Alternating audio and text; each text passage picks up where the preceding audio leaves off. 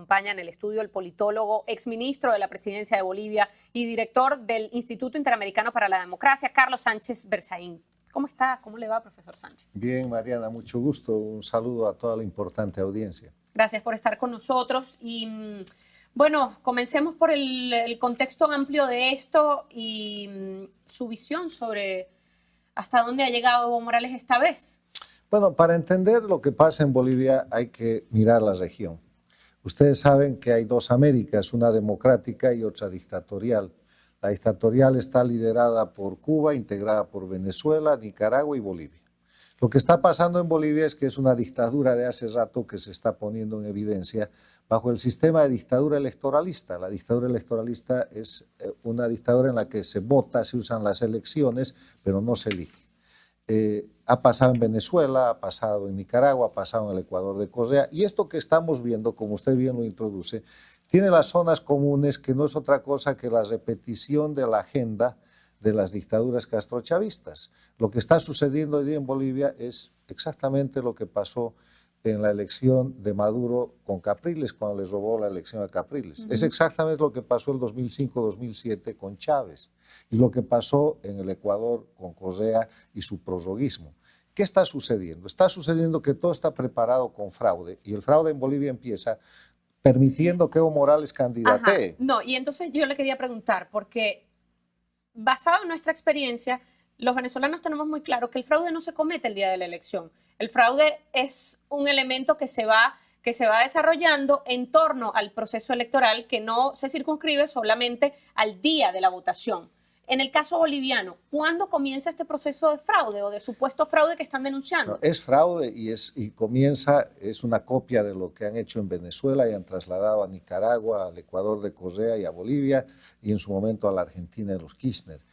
Hay dos clases de fraude, el fraude institucionalizado y el fraude operativo.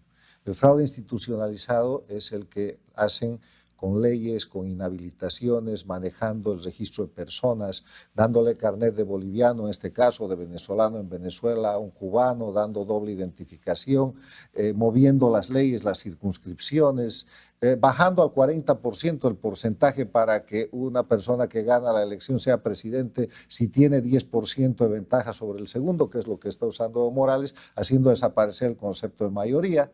Y el fraude operativo es el fraude de llevar y traer actas, de quitar sobres, lo que se ha visto en Bolivia, donde han habido actas por doquier, y el de operar el sistema digital, como ha sucedido en Venezuela. Un momento de eso se apaga la luz, no hay el conteo, 10 o 20 horas más tarde eso regresa, igual que en el Ecuador, y el oficialista dictatorial aparece ganando. 20 horas han suspendido el conteo en Bolivia el domingo y ahora lo han vuelto a suspender mientras hacen ajustes para llegar fraudulenta y criminalmente, porque todo esto es crimen. Pero esta última fase de este sistema que usted ha descrito, que tiene que ver con el conteo de los votos, que a fin de cuentas es donde pues esa mínima diferencia logra darle más o menos legalidad o legitimidad a quien pretende imponer, si es que es el caso, un fraude, se determina allí, en ese último momento del conteo de votos. En el caso de Bolivia, ¿hay antecedentes de que esto haya ocurrido? Claro. En el proceso de contabilización. Claro, absolutamente. Acaba de renunciar el vicepresidente del órgano electoral por precisamente esos errores, aunque una vez que ha salido dice que todo está bien. Pero no hay antecedentes de hoy día, hay antecedentes del 21 de febrero del 2016, cuando se hizo el referéndum que Bolivia le dijo no, que termina con casi el 52% del no. Bolivia ganó con el 75%. En ese momento los bolivianos amenazaron con quemar las cortes electorales y tuvieron que parar el fraude. Ahora lo que están haciendo es estirar el fraude cuando falta aproximadamente un 5% disque por contabilizar, aunque ya se sabe todo, para que Evo Morales llegue a tener 10% y un voto más de ventaja sobre el segundo. Y eso es fraude. Ahora, lo que quiero decir, esto no es un invento boliviano, no es Evo Morales que está haciendo, es el castrochavismo ejecutando su franquicia de delincuencia organizada que tiene en esta tragicomedia un guión de varios actos. Estamos en el acto en el cual Evo ya se ha proclamado candidato y ya ha salido a denunciar que viene un golpe de la derecha transnacional y que va a defender la democracia y su proceso de cambio. ¿Cuál es el próximo acto? El órgano electoral, que depende en absoluto de la dictadura, va a decir que Evo ha ganado. Y Evo va a sacar, cosa que ha empezado hoy día, movilizaciones populares que son básicamente colectivos, y está llevando colectivos inclusive de Venezuela a Bolivia. En Bolivia moviliza cocaleros y moviliza lo que llama movimientos colectivos sociales. de Venezuela a Bolivia. Hay denuncia de que se están trasladando colectivos venezolanos a Bolivia para reprimir civilmente al pueblo boliviano frente a la resistencia civil que hay en Bolivia. Las redes están llenas de eso. Yo no lo puedo afirmar, pero el río suena, piedras trae. Bueno, pero yo creo que esas piedras hay que buscarlas, y si es así, determinarlo. Está la gente mirando en ese tema. Pero en todo caso, Bolivia vive en un estado de tensión porque el país, frente a la situación de abuso de la dictadura, semanas antes del día de la elección, empezó a hacer cabildos abiertos. ¿Qué son los cabildos abiertos? Son reuniones ciudadanas. Claro. Santa Cruz, La Paz, Cochabamba, Potosí, Tarija. Todos le dijeron, si usted hace fraude el 20 de octubre, no vamos a reconocer eso y vamos a pedir que se retire del poder. Y ha hecho fraude, y el fraude está plenamente probado, tan probado que en el periódico Grama y en los periódicos oficiales de Cuba ya tienen la cifra final y ya lo han declarado ganador ayer. La invito a visitar el internet. Entonces, el diario Grama dice ya que Evo ganó. Con porcentaje y todo. Evo ganó las elecciones y el porcentaje es tanto y tanto. Cuarto mandato del compañero Evo Morales. Entonces, creo que ya tengo que hacer una pausa. Voy a hacer una pausa. Vamos a quedarnos un poco más conversando sobre, bueno, esta responsabilidad que le han endilgado a Nicolás Maduro, y que yo francamente tengo dudas de que realmente tenga ese poder de omnipresencia en la región, pero quiero que lo hablemos luego de cumplir esta pausa. Y guárdeme el teléfono, profesor. Me va a mostrar el Grama. Lo voy a leer en el corte, lo voy a leer en el corte.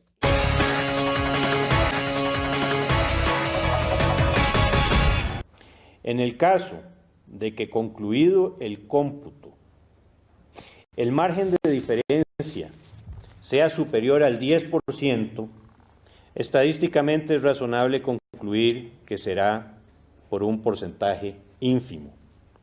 Debido al contexto y las problemáticas evidenciadas en este proceso electoral, continuaría siendo una mejor opción convocar a una segunda vuelta. Bueno, este ha sido el jefe de la misión de observación electoral de la OEA, que ha recomendado la realización de la repetición, digamos, de esta primera vuelta. ¿Por qué, si esta receta ya se conoce, por qué si hay suficientes antecedentes en la región y se va cumpliendo una a una las fases? Porque es que escuchar el caso de Bolivia es un déjà vu absoluto para los venezolanos. ¿Por qué no se detiene antes de que ocurra esta metástasis si ya están todos los síntomas allí? Porque ellos tienen el control de todo el poder en Bolivia, y porque organizaciones como la OEA, usted que la acaba de ver, están en el debería, en el podría, en el condicional, en vez de decir que hay fraude. ¿Por qué la OEA no dice que hay fraude? Estoy de acuerdo con usted, de acuerdo con usted. Me pareció absolutamente tibia la declaración de la OEA. No, cómplice, no tibia. En Bolivia se está cometiendo un conjunto de crímenes y va la OEA y dice podría, debería. Se vuelven cómplices, como cómplice fue Almagro cuando fue hace unos meses a Bolivia y habilitó a Evo Morales diciendo que podía ser candidato por ser un derecho humano. Entonces, mi crítica a la Organización de Estados Americanos tiene que cumplir la Carta Democrática Interamericana, que es lo que Human Rights Watch le ha pedido. Human Rights Watch ha salido a decir, señores OEA, apliquen la Carta Democrática a Bolivia. Y todos callados. O sea, la Carta Democrática solo sirve para que Almagro la aplique, muy bien aplicada en Venezuela, pero nada más. No la ha querido aplicar en Nicaragua, y mire los muertos y las cosas que hay en Nicaragua hace 18 meses.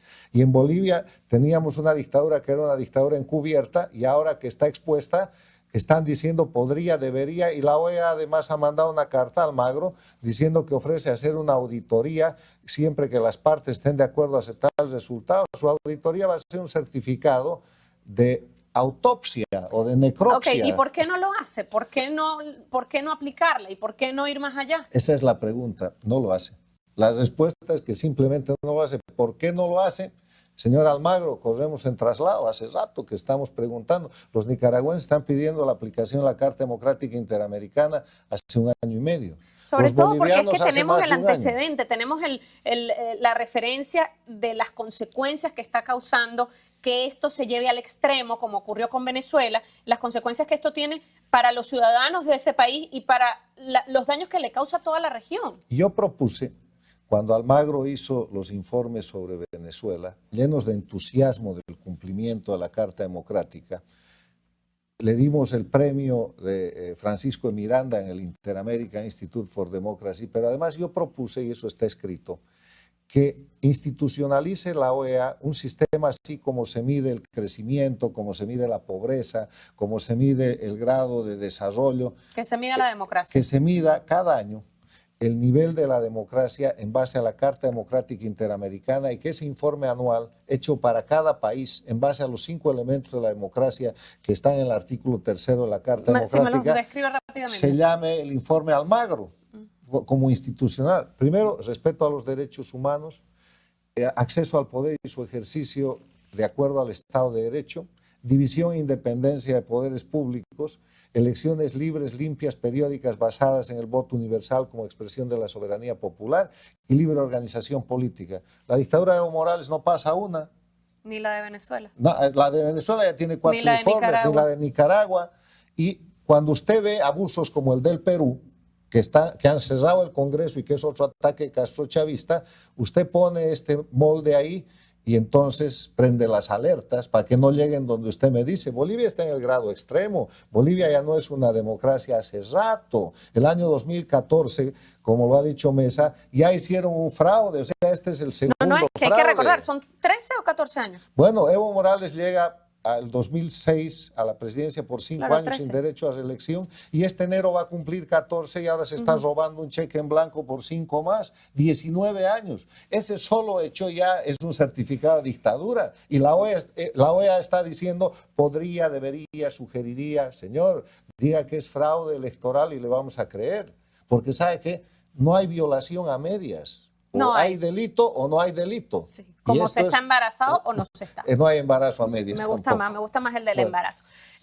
¿Usted realmente cree que Nicolás Maduro, no hablemos de Cuba, hablemos de Nicolás Maduro, tiene esa potestad, tiene el poder y la capacidad de influir en estas inestabilidades que estamos viendo en América Latina? Es que si no habla de Cuba, no habla de Nicolás Maduro. Nicolás Maduro es el títere más eficiente de la dictadura cubana en las Américas y por eso el sistema criminal se llama castrochavismo, porque Chávez fue el que le dio la plata y le dio Venezuela entera para llevar a la recreación de la agónica dictadura cubana que se estaba muriendo el año 99 y que después llegó a dominar el hemisferio y que ahora controla gran parte de él.